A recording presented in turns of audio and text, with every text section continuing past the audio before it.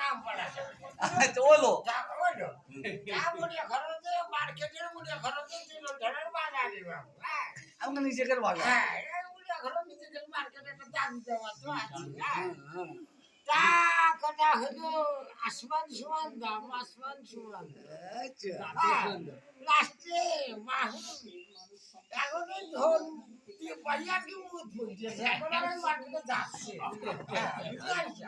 টাকা খরচ করলে হয় না মন নরম করো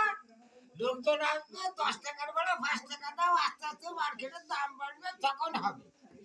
আমি বাবু এই যে আলমগিরির দোকান নিলাম না সে বাবু বাদে করিয়েছে তারা